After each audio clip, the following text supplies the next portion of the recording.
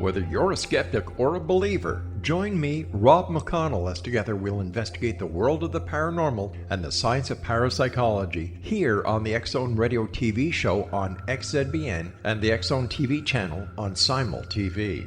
Since 1990, the X-Zone Radio TV show has been the place where people dare to believe and dare to be heard. Together, we'll investigate UFOs, aliens, ghosts, Bigfoot, psychic phenomenon, lake monsters, conspiracy theories, government cover-ups, the truth embargo, alien abductions, ESP, haunted locations from around the world, and so much more.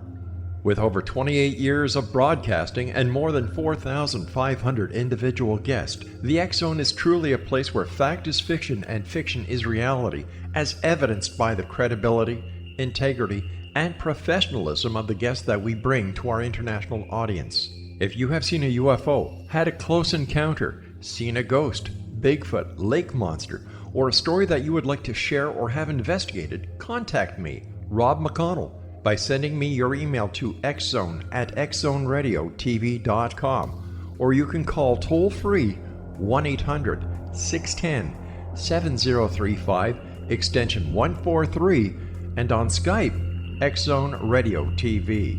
For more information on the X-Zone Radio TV show with yours truly, Rob McConnell, visit www.xzoneradiotv.com or www.xzonetvchannel.com or simultv.com and xzbn.net. Until next we meet here in the X-Zone from our broadcast center and studios in Hamilton, Ontario, Canada, always remember, X-Zone Nation, keep your eyes to the sky and your heart in the light.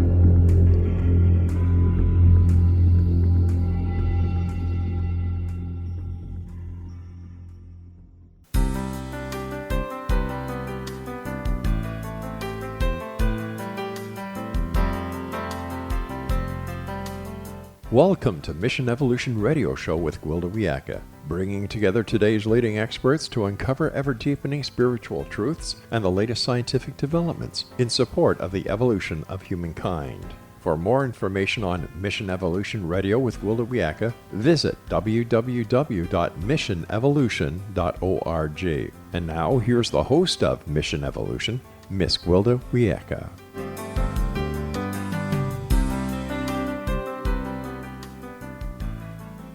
Hello, my visionary friends, and thank you for joining me, Gwilda Wiyaka, on another exciting adventure into future possibilities. You're listening to Mission Evolution Radio Show, where we share innovative thoughts and information with today's leading esoteric and scientific experts, supporting the co-creation of a better tomorrow. You, my trusted listeners, are a very important part of this discussion. Email info@missionevolution.org with any comments or questions. We'll address them on the very next show. So grab your pad and pen, take notes, sit back, and enjoy. This hour we'll be exploring the evolution of school systems. In times past, schools were considered a safe place for children and teachers, one of exploration and growth. Now, with all the conflict, stress, shootings, teachers deserve hazardous duty pay, and children might be wise to exchange their backpacks for bulletproof vests. What's happened to turn our once safe, supportive school environment into war zones? How ineffective has education become as a result? What evolutionary solution can be found to counteract the rapidly deteriorating condition of school environments, safety, and quality of education? With us this hour to delve into the dilemma is Dr. Cletus R. Bulach, a retired Ohio school superintendent and associate professor emeritus at the University of West Georgia. He's the author of numerous articles in educational journals and is co-author of 2 books, School Climate and Culture, Vis-à-vis Student Learning, Keys to Collaborative Problem Solving and Responsibility. The second book is Enhancing a High-Performing School Culture and Climate, New Insights for Improving Schools. His website, now you're going to have to get out your pen for this one. His website is westga.edu/ and then that little squiggly sign that's known as a tilde, CBULACH. Cletus, on behalf of our listeners and myself, thanks for joining us on Mission Evolution. It's a pleasure being on your show, Gwilda. How did you first recognize human relations problems developing in schools? Well, my doctorate degree it has a major in social psychology. Um, Psychology is the study of the individual, and sociology is the study of groups. When you combine the two, you you learn how individuals behave in groups. So that's my background in human relations, and that major has influenced me a great deal. Mm. Um, I have a background in leadership, character education, bullying behavior, and the two books that I wrote came about because I got a contract with the state of West Virginia to evaluate every school district in the state. And I interviewed thousands of students and teachers as I traveled for 5 months throughout that state, evaluating every school district in the state. And what I found was just astounding.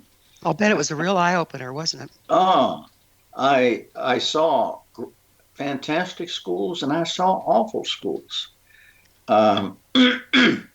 And I So found that what are most, go ahead. what are the major human relation problems we're seeing in schools today? Um, Basically, communications, a lack of openness and trust, the way power is used to control students, to motivate teachers, to motivate students, all of those things. And the biggest thing was discipline. I would go from school to school and sit in classrooms and observe teachers teaching and the way they controlled the students. And I went into one school one day, one morning, it was a middle school, 350 kids. And as I stood with the principal and watched, the kids were just milling around, having a good time. And I said, wow. I said, your locker time is really long. He said, oh, yeah, they get an extra 10 minutes this morning because there were less than 25 redirects yesterday. I says, what? What do you mean redirects? You know, where a teacher had to correct the student, sit down, be quiet, open your book, give me that note. I said, what? He says, less than 25 times. Yeah. Teachers didn't have to correct the kids because they correct each other. I says, I don't believe that. I says, how in the world did you ever do that? He says, well, it's taken us 10 years to get here. He says, we started this project about 10 years ago.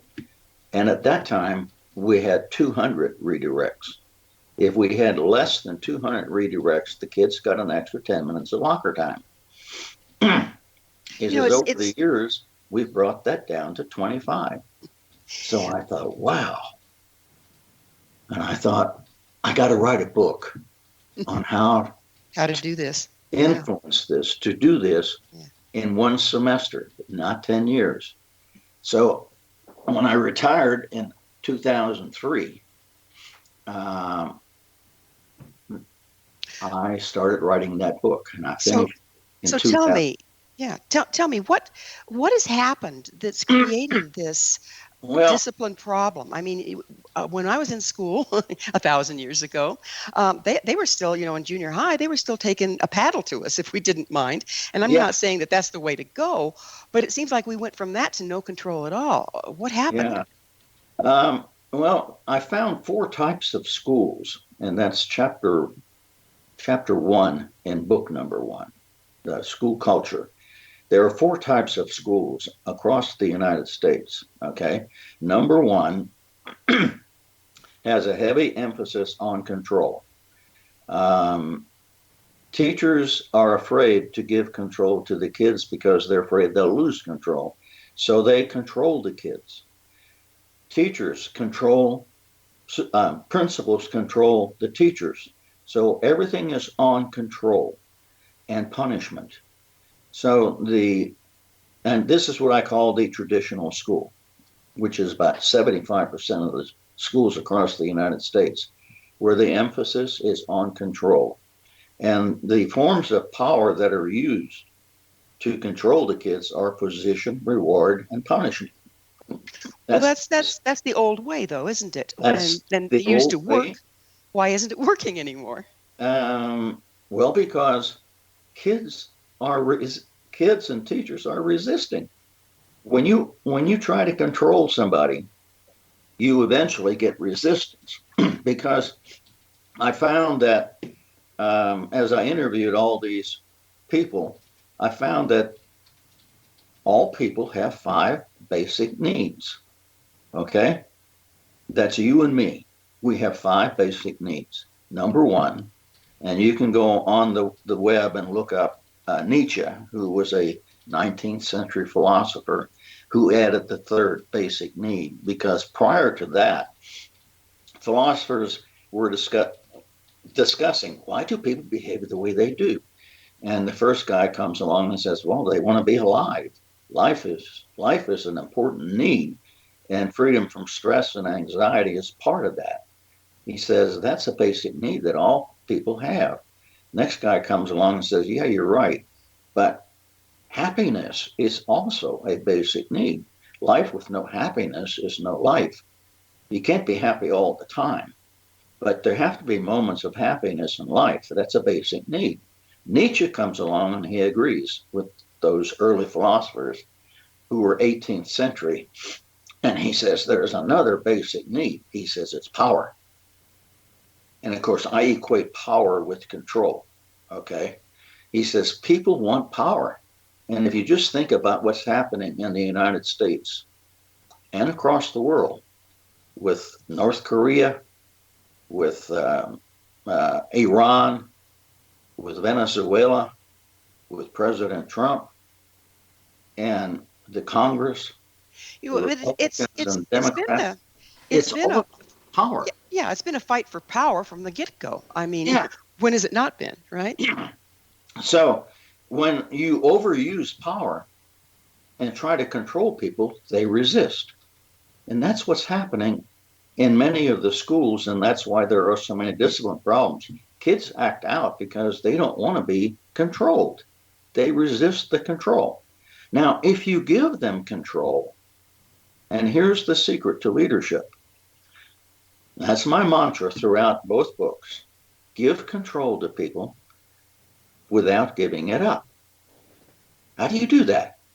Well, if you're a parent out there listening to this conversation, your kids that you are parents of, you are the leader. You have to give control to your kids, but you can't give it up. Once you give it up, you're no longer the leader. And the child doesn't feel safe in that kind of an environment either, do they? What was that? We're going to have to take a commercial break here pretty soon, but what I'd like to talk about on the other side is it seems like the balance between giving power to the child and not giving up power is necessary for a child to feel safe. So I'd really like to go into that on the other side. Sure. That's Celtis a big topic. Celtis and I will return shortly, so don't go away. We're going to be discussing how we lose power and how to maintain it. You're listening to Mission Evolution Radio Show, coming to you on the X Zone Broadcast Network, www.xzbn.net.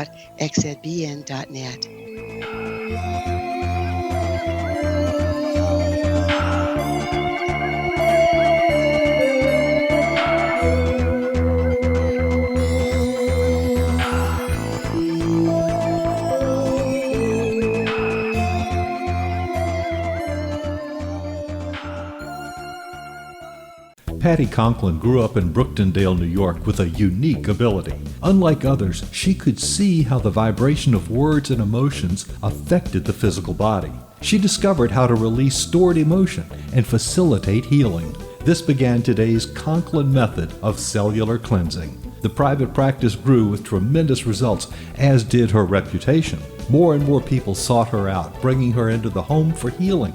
She soon realized she could even teach this to others, and they could shift perception and thus prevent illness from occurring. Patty Conklin quickly became a frequent keynote speaker, and she developed a curriculum for teaching the Conklin method of cellular cleansing. For more information, visit pattyconklin.com, PATTICONKLIN, pattyconklin.com, or call 404-474-0086. That's 404-474-0086.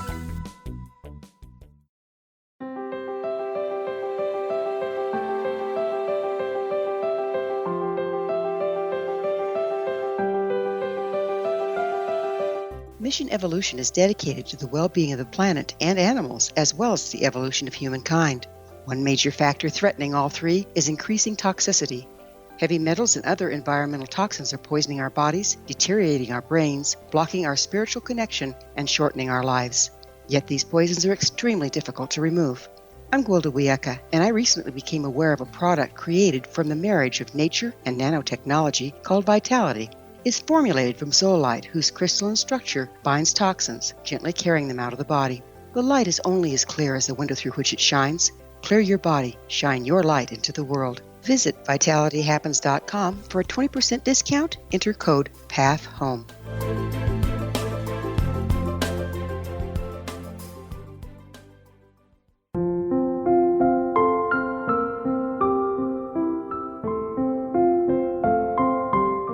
I am Dr. Carl O'Helvey, founder, president of a new cancer foundation focusing on evidence-based physical, mental, and spiritual interventions, including natural cancer cures, prayer, meditation, affirmations, nutrition, and other related holistic cancer prevention and cure modalities. These are used in cancer education, research, and financing care. I ask for your help to continue this important work by donating at www.holisticcancerfoundation.com.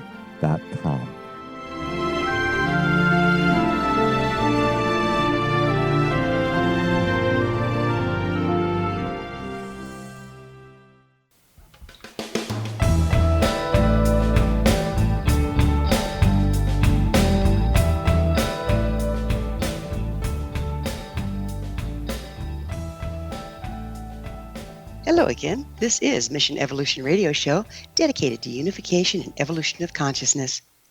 To all our faithful and thoughtful listeners, we really value your opinion and would love to hear from you. What do you think about the effectiveness and safety of our current educational system? Email me at info@missionevolution.org and give me your thoughts or questions so we can share them on the next show. This in from a listener referencing the episode entitled, Follow Your Joy to Live Your Purpose. MM states, I think it's extremely limiting to assume you have a single purpose for your entire life.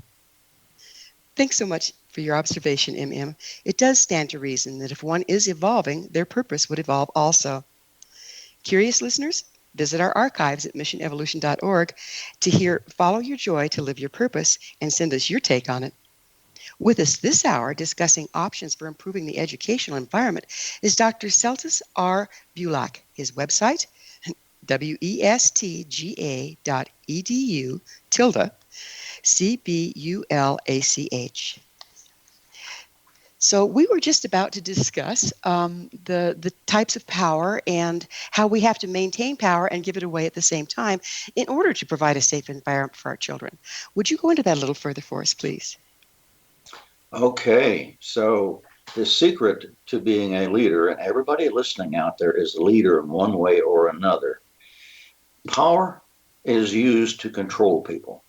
Control is one of life's 5 basic needs. We talked about being alive, freedom from stress and anxiety, moments of happiness, and control is the 3rd basic need. The more you try to control people, the more they resist. So that's what's happening in schools. They're overly controlling the kids. They're overly controlling the teachers. I've got a quick question for you. Do you think that's a result of the larger populations in the schools, and the teacher-student ratio? Because like we were talking, this is a method that's been used for a long time, but now it's increasingly failing us. Yeah. I taught in a high school that was 4 floors, 3,800 students, and it was a zoo. That was back in the 60s. But we did have control, but we gave control. And how do you give control to kids without giving it up? Parents, how do you give control to your kids without giving it up? You give them choices. You say, well, you want to do this or you want to do that. If they don't make the right choice, you take control back and say, no, I can't let you do that. I'll give you another choice. And you give choices because you want kids to be responsible for their own behavior.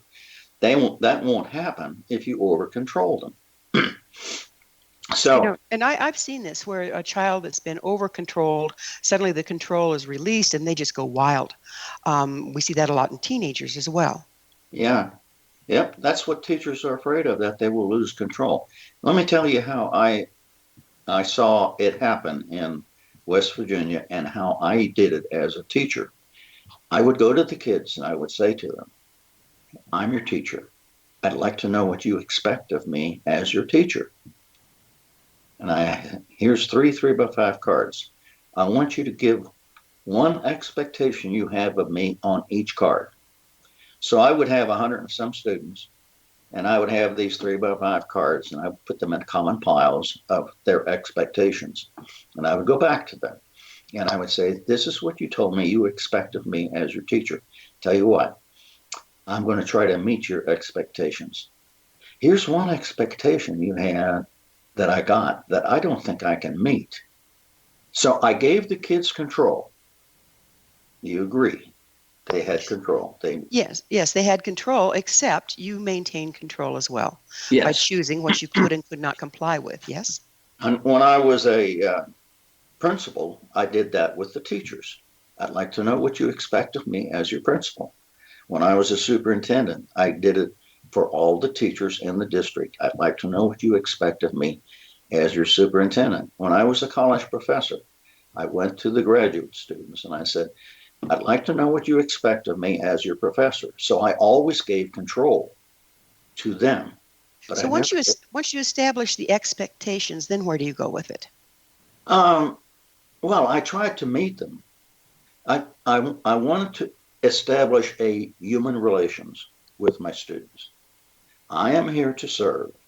And that's the other key principle throughout that I didn't see in many of the schools in West Virginia. I asked the students, what do you like about your school? And they would say, the teachers. And I say, what don't you like about your school? And they say, the teachers. Yeah, there you have it. And so said, let's talk a little bit about, Go ahead. Can we talk a little bit about communication? Because it sounds like what you're doing is attempting to set up a dialogue. Yeah. How can we increase communication, and what role does lack of communication play in the status quo? Oh, open. I have a survey on my website that's free. It measures school culture and climate. Openness and trust is one of the key variables in school culture and climate. Of the 9 variables, openness and trust is one. It is always the lowest score. Teachers are not open with the administration because they're afraid. They are not open with each other either. They don't trust each other. Openness and trust is the lowest variable. Now, if you just stop and think about a marriage, Gwelda, what would a marriage be like if husband and wife were not open with each other and didn't trust each other? Well, we've got quite a few examples of that out there. It seems to be a universal problem, yes? And look at the divorce rate today, huh? Yeah. But my question is, Celis, the school systems are not safe environments anymore. I mean, my little grandson spoke to me. He says, Grandma, I'm afraid to go to school. I said, why? He says, I don't want to die. Now, this is a 10-year-old. This is a 10-year-old. Yeah. We didn't hear that from kids, 20 years ago. So that's one of the problems. The kids' needs are not being met. You just identified need number 1. Safety. That kid is not happy at that school. So need number 2 isn't being met. Need number 3, they are over controlled. So that need isn't being met. You get to the 4th one. It's caring. And, the teachers, I says, well, tell me about the teachers that you like. He says, well, some of them care about us. We can talk to them. They want us to learn. They really care about us. And then we've got these other teachers. They come in there with their cup of coffee and put their feet up on the table, and they look at us and they say, all right, you guys, I'm here to teach, and if you're here to learn, we're going to get along just fine. If you're not here to learn, that's your problem. They don't care about us. So that's the fourth basic need of all kids in a family. And this lack of openness and trust is an anti-caring behavior that Well, it seems like we're in a vicious cycle. The teachers don't feel safe. The children don't feel safe. And yet we need to start with openness and trust, but we can't be open and we can't be trustful if we're in what we consider an unsafe environment. How do we start to turn this around? Because the little 10-year-old I was talking about, he didn't have a problem with his teachers. Okay. He didn't have a problem with his school. He had a problem with all the school shootings he was hearing about on the news. Well, I do a lot of talks on school shootings too, and bullying behavior. When a kid goes to school, and here's the problem, okay? Everything is control. So when a kid acts up, the other kids don't do anything about it. If you change that environment, when this school where there were only 25 redirects, if a kid acted up, the other kids jumped all over him.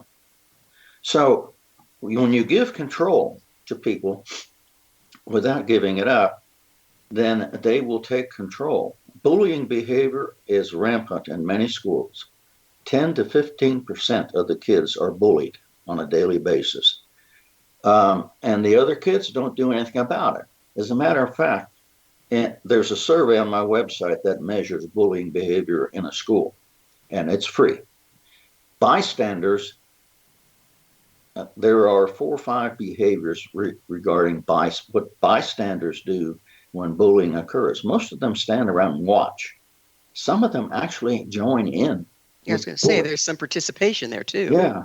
Mm-hmm. So if that were to stop, because what happens in schools today is teachers are expected to control misbehavior. Teachers and administrators are expected to control bullying behavior. The kids are not expected to do anything about it. But if you give them control, the next thing I did as a teacher, I would ask them, what do you expect of me as your teacher with the 3x5 cards? On a week or so later, I would say, hey guys, I need to know what rules you think we ought to have in our classroom, okay? Because up to this point, I have not established rules. I said, here's three 3x5 cards. Give me 3 rules you want enforced in this classroom. Again, I give control to the students. I didn't give it up. So we're getting ready to go into another commercial break. On the other side of this, I'd like to go further into bullying and the violence that we're seeing in schools, because I think it's parents and children's major concern at this point. It is time for another quick pause. Celtis and I will return to our discussion shortly, so you stay right there. This is Mission Evolution Radio Show. We're coming to you on the X-Zone Broadcast Network, www.xzbn.net. We'll be back.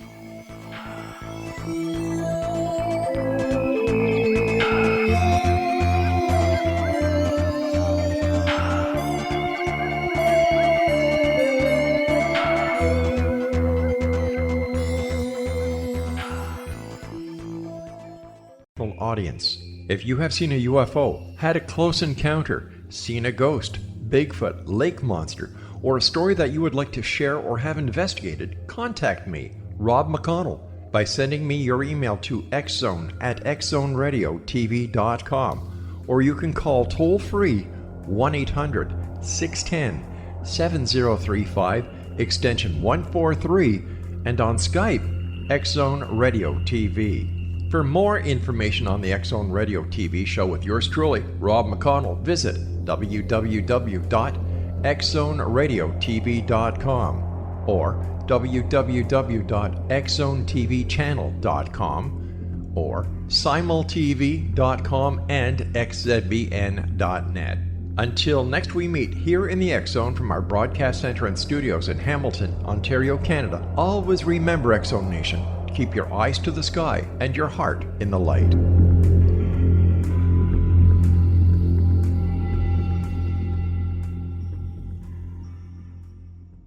Join Patty Conklin and Healing Within Radio each week. More than entertainment, Healing Within offers educational, useful tools for everyday life. Listen for help overcoming fear, anxiety, and depression. Patty knows about eliminating cancer, MS, dementia, Parkinson's, and a host of illnesses that we face every day. Life can be good. Life is good. All you need are simple tools to start changing your life. Start right now by visiting pattyconklin.com, PATTICONKLIN. No matter where you are in the world, you can work with Patty through Skype, phone, or in person, visiting one of her retreats in Georgia. Visit pattyconklin.com today or call our offices at 404-474-0086. That's pattyconklin.com or call 404-474-0086.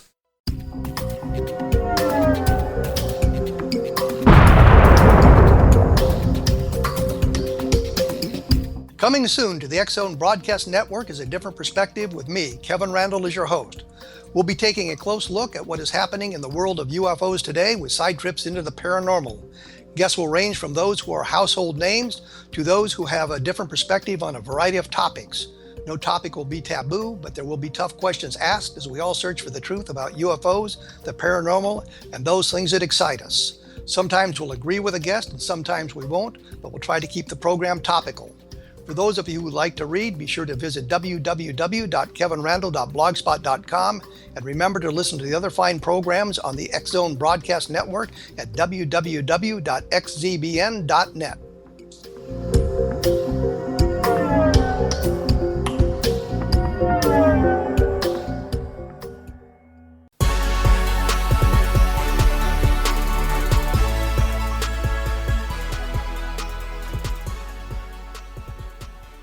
Welcome back. This is the Mission Evolution Radio Show. I'm your host, Gwilda Wiyaka. Do you have a solid platform and some evolutionary information to share with Mission Evolution's worldwide audience? Apply to be my guest at www.missionevolution.org. Our guest this hour is Dr. Cletus R. Bulach. We're speaking about evolutionary options for school systems. His website, westga.edu/Tula, sorry, it's that little squiggle mark, CBULACH. We were talking about bullying behavior in schools and turning over some of the responsibility for controlling that to peers. But it occurs to me that the schools have gotten so violent that that's a pretty tall order. How do we go from here to there?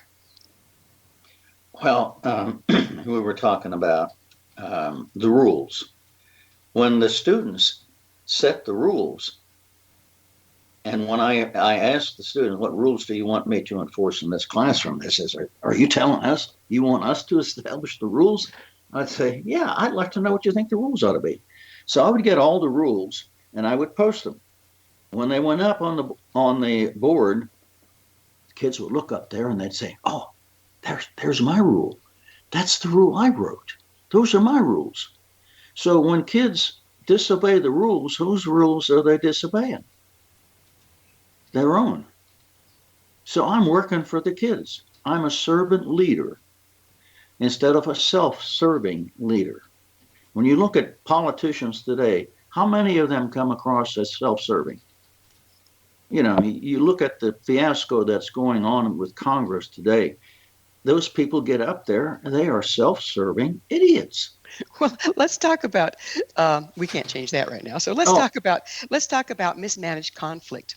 It seems also to be on the rise. How do we deal with conflict in schools? And how should we deal with conflict in schools? Well, there are 5 conflict management styles. But before we get into that, let me get to the 5th basic need. So we put that behind us. It's purpose. how many kids go to school with no purpose? And I would ask the kids, why do you go to school? This is what we have to. I says, you mean if you didn't have to go, you wouldn't go? No, I hate school. I wouldn't go if I didn't have to. So 50% of the kids go to school with no purpose. Now, when I was a principal, I had each new kid come to school, sign a contract, and the contract stated their purpose for being in our school. Now, all the teachers had a copy of each kid's contract, so every kid had a purpose in going to school. So those are the 5 basic needs. Now, many teachers have the same basic needs.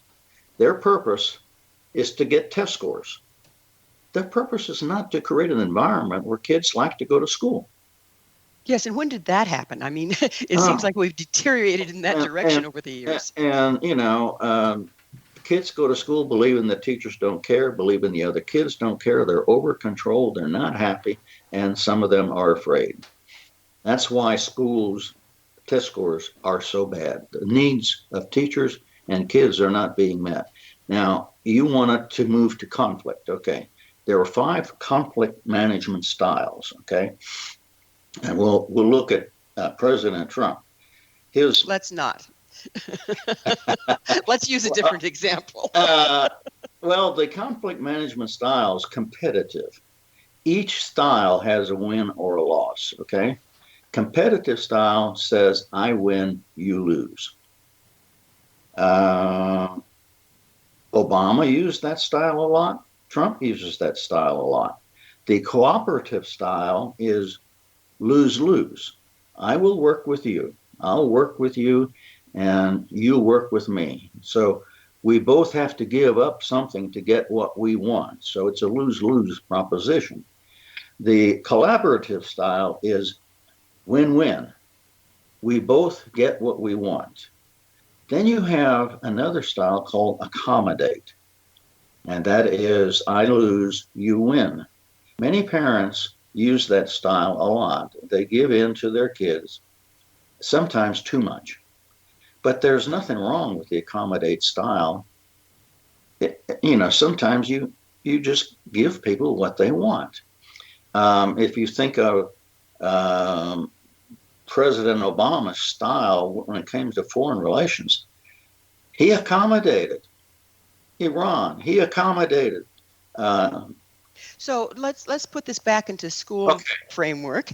If instead of government, if we're going with teachers, if the teachers accommodate the kids too much, they lose. They lose control. Then you get to the 5th style, which is avoidance. And that happens a lot in our school. Many teachers avoid conflicts and they just ignore it. And that's one of our major problems. With a leader, knowing when to avoid conflict is a key leadership style. I write, there are 4 ways to avoid a conflict. If you're a parent out there or any leader, here's let me see. Let me think through this. There are 4 ways to avoid a conflict. If somebody comes at you and accuses you of doing something stupid, you've got a conflict, right? Well, only if you wish to argue with it. Yeah, if you wish to argue with it. But you can do. I'm having a senior moment here. You could say, negative inquiry. Oh, well, what did you think about what I did that was stupid? What could I have done different? Negative inquiry. Negative assertion would be, oh yeah, that was the stupidest thing I ever did. I don't know why I did that. That's a negative assertion. So you got negative inquiry, negative assertion. You don't see many teachers doing that. You don't see many administrators doing that. Sometimes they just avoid it and walk away. So the conflict's still there. I've got a quick question for you about conflict. Go ahead. If it's managed properly, can't it be creative? Like if you come together in conflict, you're bringing 2 opposing viewpoints together. If you find a way to work through that, can't you come up with a 3rd option that is more creative than either stance? That's correct. You're right. Conflict properly dealt with is empowering. It creates openness and trust. Conflict not dealt with at all creates a lack of good culture and climate in a school. Here's one of my favorites was broken record. When I had the teachers tell me what they wanted the rules to be or what they expected of me as their principal, and one of them always was, and when teachers come in late to school, don't yell at the entire faculty. Go to the person who's coming in late and tell them about it. Don't tell us about it. So I would use the broken record. Many teachers, I would always have a few that would be 5 or 10 minutes late. And I would go to them and I would say, you realize that you're supposed to be here at 7:15. Oh yeah, but you don't understand. On the way to, you're to be here at 7:15. But sir, you're to be here at 7:15. Duh, 7:15, 7:15. I never did. That's the broken record. So you don't get sucked into the conflict, but the person knows they're not going to get away with it. The fourth way to avoid a conflict is called fogging. Somebody says something to you that is an insult, like, that's the stupidest tie I ever saw. Well, you could say that. What you just said was stupid. Well, you could say that. You never agree with the person who is accusing you of doing something wrong. You say, well, that's possible, but you never agree with it. Those are the ways to avoid a conflict. But avoiding a conflict, there are times when the conflict has to be dealt with. That's chapter 2 in book number 2. So people tend not to feel safe when they're confronted with conflict. So what effect is that having on the quality of education and ability to learn? These are skills people don't have. So conflict means danger to most people.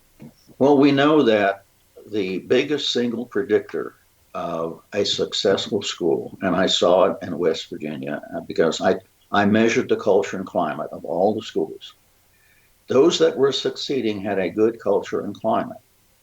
So this lack of openness and trust, the way power is used, and we haven't talked about the freeing forms of power, how to give control with power and control without giving it up.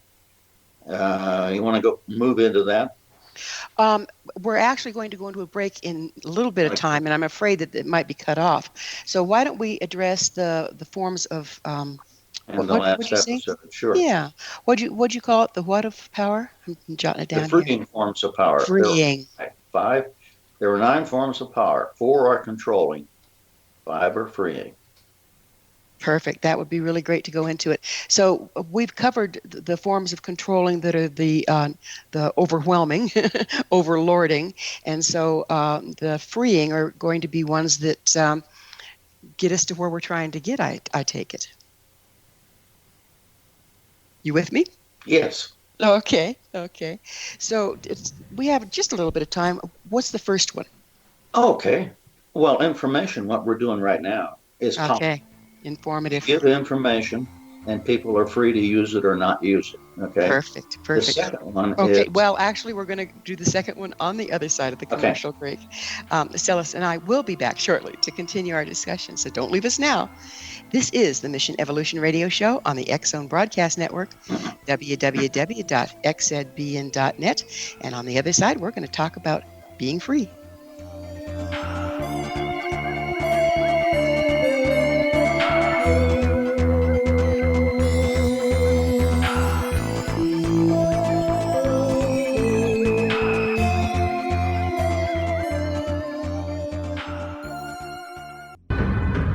If you are looking for a safe, zero-calorie natural option to the harmful artificial sweeteners on the market today, Just Like Sugar is what you're looking for. Just Like Sugar is a wonderful natural alternative for those health-conscious people who choose a calorie-restricted diet with a great, pure, sweet flavor that tastes just like sugar. Just Like Sugar is a great natural option for people suffering from diabetes and may be useful in restricted diet programs where standard sugars are not allowed and does not cause a laxative effect of some other sweeteners.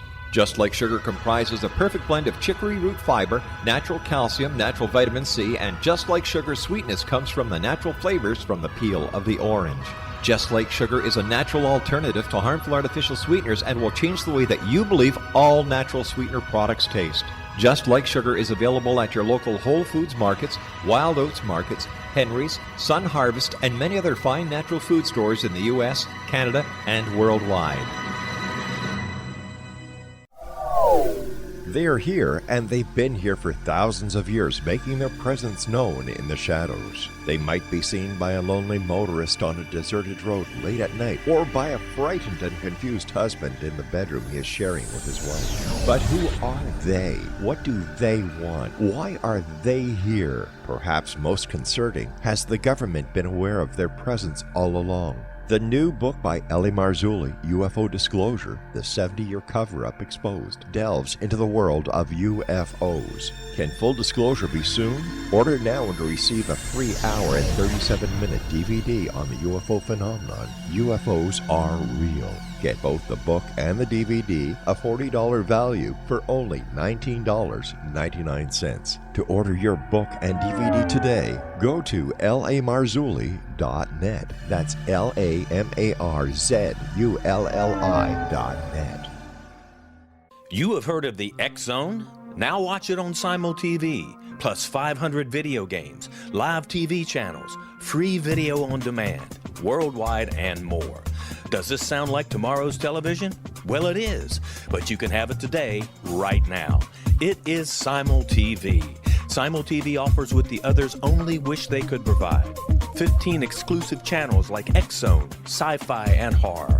We are worldwide. No other provider offers that. 500 built-in video games. No need to have an extra expensive system. We have them included. Free video on demand. Live streaming events from around the world, interactive online network, and much more. Tomorrow's TV today. Simul TV. Sound too good to be true? Well, it's not. You can have Simul TV today. Sign up at simultv.com. Do it today.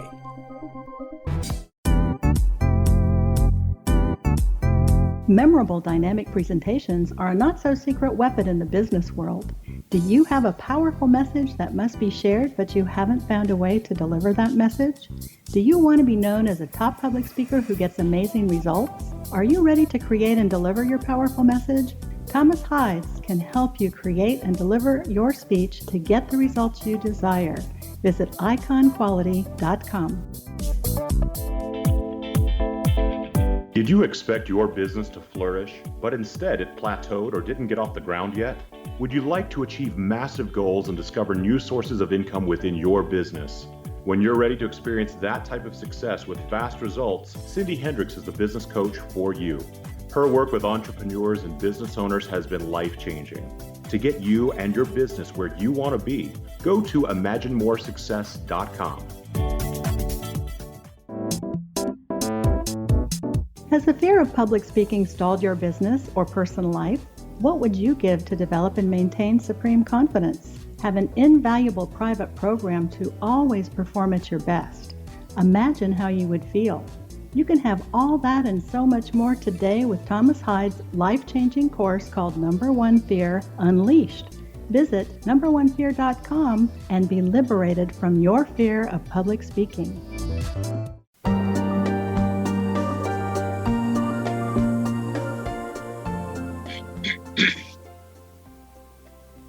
Welcome back. This is Mission Evolution Radio Show, bringing together gifted people of service to the world. I love to hear from our listeners. Your thoughts are very important to me. To suggest a topic or guest that you think would be of interest, email us at info@missionevolution.org.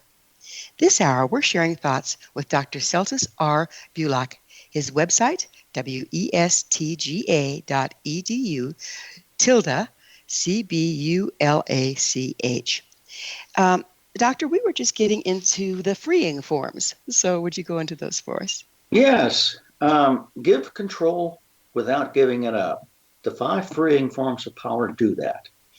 The first one is information, which we've just talked about. You give people information and they're free to use the information, and they are not controlled.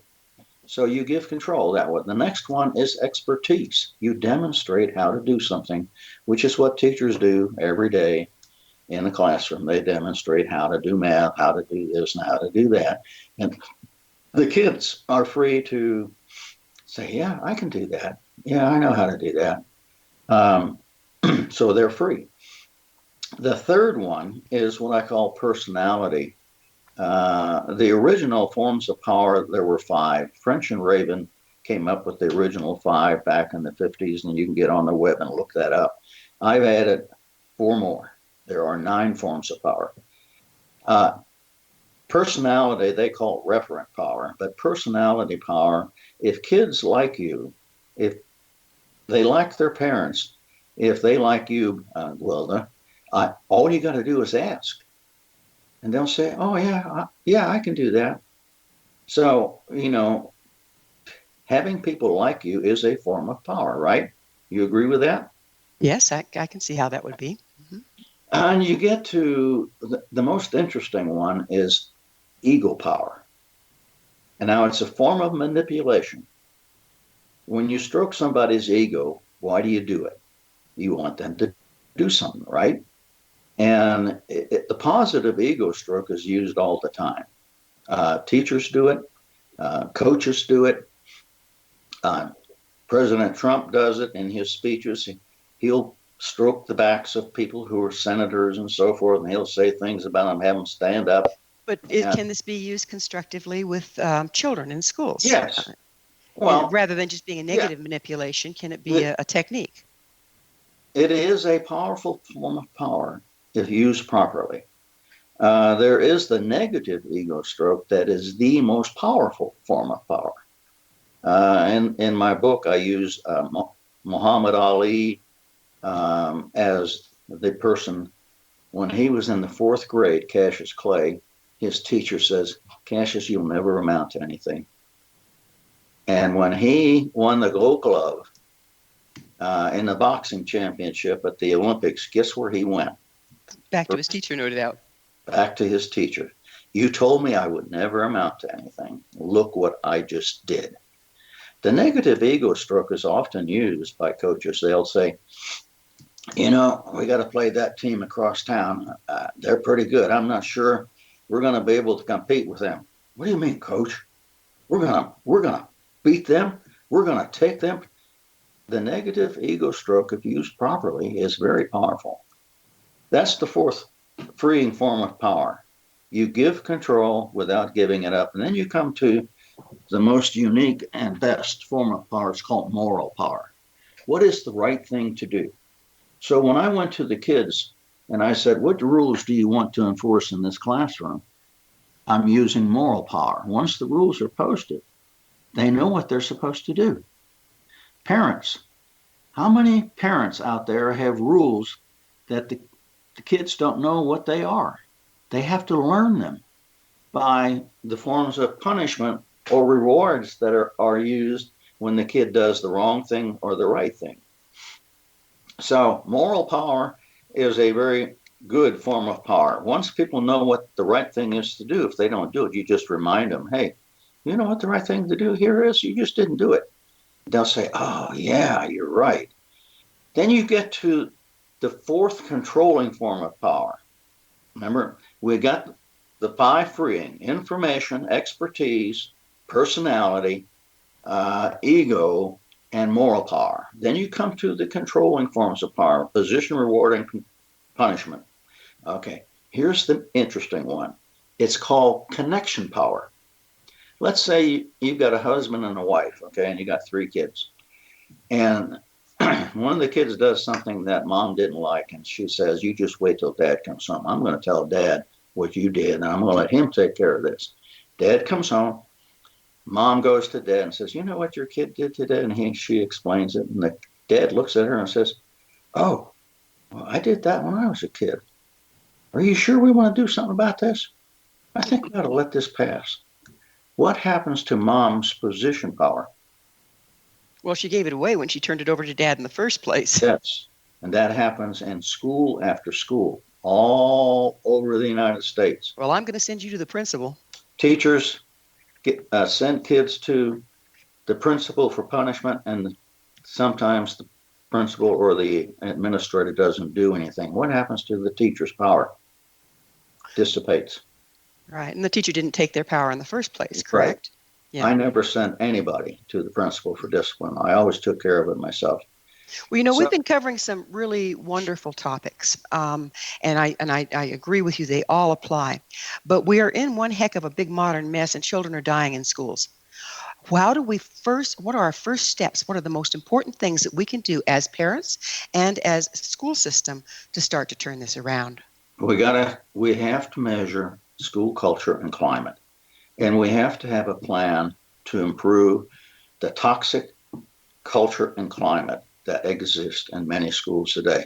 In the state of Georgia, out of the 2,800 schools that are measured, 200 of them have toxic cultures and climates. Nobody wants to go to those schools. The governor was going to take them over, but he wasn't successful in doing that. And when I did the schools in West Virginia, toxic cultures and climates are the problem. There are how do we turn those around? There are 9 variables. You have to measure the culture and climate in the school, and then you have to identify where you're going to try to change that culture and climate. Discipline is the first one. There are 6 reasons for low test scores. Discipline is the biggest one. The second one is the culture and the climate, but discipline causes the poor culture and climate. Then you get the way power is used. If controlling forms are used to exclusion of the freeing ones, that creates an effect, a poor culture and climate as well. Then you get how parents are involved in the schools. Most parents are not involved.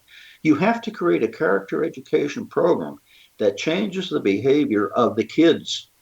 But when I asked the teachers, what do you like about your schools? They said the parents. What don't you like? The parents. I said, well, tell me about that. She says, well, we got all these parents. Whatever we do with their kids, they go home to those families and they uncreate what we try to teach here at the school. So if you don't change the behavior of the parents, you aren't going to change the behavior of the kids. There's only one way to do that. And that's with a good character ed program. And we don't have time to go into that, do we? No, I'm afraid we don't. I have a chapter in chapter 5 in book number 1 describes how to do that. How do you change the behavior of the parents and the rest of the citizens in the community so that it becomes a wholesome place to live? Not just the school, but the whole place, the whole community has to change. There's a belief system in a lot of the native tribes that if one member is sick, the entire tribe is sick. And that sounds like what you're talking about, that Yes. the problem doesn't lie with the schools or the children. You're absolutely correct. It lies in the community. Well, let's see. Openness, let me tell you, one of the biggest techniques I used, and it'll just take me about 30 seconds to go into this. I call it the PMI, the positive, minus, and interesting. Anytime I brought a group together, I would say, okay, let's do a PMI. If there were a big group, I would say, form groups of 5 and describe what was positive about your life in the past week or year or over the summer or whatever length of period you want, yesterday. What was a minus and what was interesting? So what you do there is you get people to talk to each other, openness and trust. You get them to open up and describe something that was positive. You allow them to brag. Bragging is not always a good thing, but if you insist that they describe something positive, they can brag. It's because they're supposed to. Well, we're just about out of time. Complain is the minus. You allow people to complain. And In fact, to the interesting. We are out of time. I could go on and on with you. You have so much wonderful information. Thank you so much for taking the time to come on the show. Oh, you've been a great interviewer. I appreciate being on your show. It's been fun. Our guest this hour has been retired Ohio School Superintendent and Associate Professor Emeritus at the University of West Georgia, Dr. Cletus R. Bulach. His books, School Climate and Culture, Vis-à-vis Student Learning, keys to collaborate, problem solving, and responsibility, and enhancing a high-performing school culture climate, new insights for improving schools. His website, westga.edu/tilde, CBULACH. Remember, our entire information-packed episode collection is available for listener download free of charge. Visit our archives at www.missionevolution.org for our ever-growing selection of guests and topics. This has been Mission Evolution Radio Show with Gwilda Wiyaka on the X Zone Broadcast Network, www.xzbn.net. Join us next time as this mission continues, bringing information, resources, and support to an evolving world.